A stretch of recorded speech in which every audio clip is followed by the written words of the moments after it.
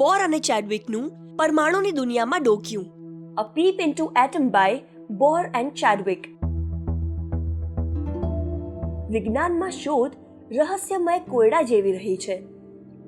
પરમાણુ એટલે એટમ, પદાર્થનું સૌથી નાનું સ્વરૂપ છે. પરમાણુ શું છે અને તેની અંદરની રચના કેવી છે? આ શોધની સફર પણ કોઈ પડકારયુક્ત કોયડાથી ઓછી નથી. એવો કોયડો જેને અનેક વૈજ્ઞાનિકોએ મળીને ઉકેલ્યો છે. આ વૈજ્ઞાનિકોમાં એક હતા નીલ્સ બોર. તેમણે બતાવ્યું કે પરમાણુની અંદર ઇલેક્ટ્રોન્સ માટે ચોક્કસ કક્ષા કે સ્તર હોય છે. તમને શું લાગે છે, તેમણે આ કેવી રીતે શોધ્યું હશે? આ છે રધરફોર્ડનું પરમાણુ મોડેલ, સૌરમંડળ જેવું. ન્યુક્લિયસની અંદર હકારાત્મક રીતે ચાર્જ થયેલ પ્રોટોન અને તેની ચારે બાજુ ચક્કર લગાવતા ઇલેક્ટ્રોન. પણ પછી એક પ્રશ્ન થયો. જો ઇલેક્ટ્રોન સતત ન્યુક્લિયસની ચારે બાજુ ચક્કર લગાવતા હશે તો તેનામાં પ્રવેગ પેદા થયેલ હશે. પ્રવેગને લીધે ઉર્જાનું વિકિરણ એટલે રેડિયેશન થશે. અને એવું થતાં ઇલેક્ટ્રોનની ઉર્જા ઓછી થતી જશે. અંતમાં તે ન્યુક્લિયસની તરફ ખેંચાઈને તેમાં સમાઈ જશે.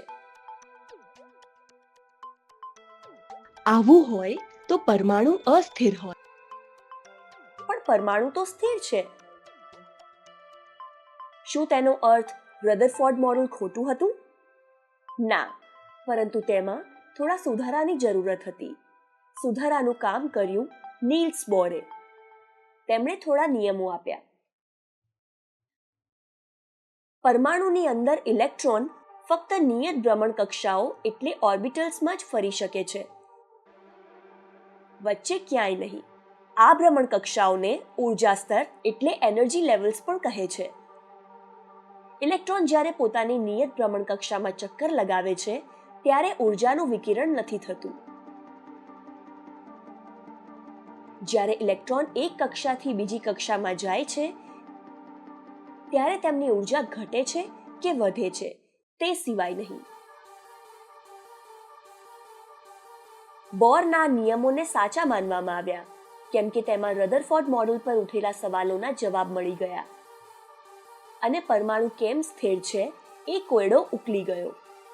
ઇલેક્ટ્રોન જે નિયત કક્ષા કે ઉર્જા સ્તરોમાં ઘૂમે ફરે છે તેમને નામ આપવામાં આવ્યા.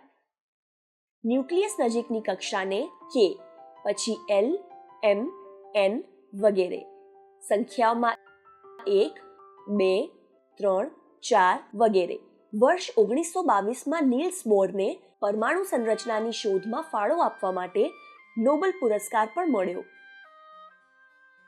પરંતુ પરમાણુ કોયડો અહીં સમાપ્ત નથી થતો.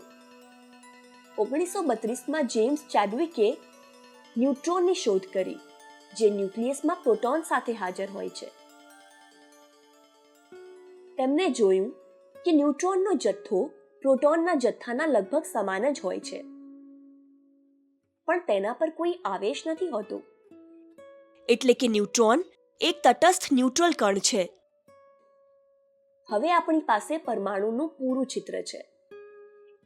એક ન્યુક્લિયસ જેમાં હકારાત્મક ચાર્જ થયેલ પ્રોટોન અને નિષ્ક્રિય ન્યુટ્રોન હોય છે. ન્યુક્લિયસની ચારે બાજુ નિયત કક્ષામાં ચક્કર લગાવતા નકારાત્મક ઇલેક્ટ્રોન. બોર અને ચેડવિકની શોધ પછી પરમાણુ સંરચના શોધની યાત્રા થોડી કંઈક આ રીતની દેખાય છે. હવે તમારા માટે કામ. કક્ષાઓમાં ઇલેક્ટ્રોન કેવી રીતે વિતરિત થાય છે અને શું ઉપપરમાણુ કણોની શોધ અહીં પૂરી થઈ? શોધી કાઢો.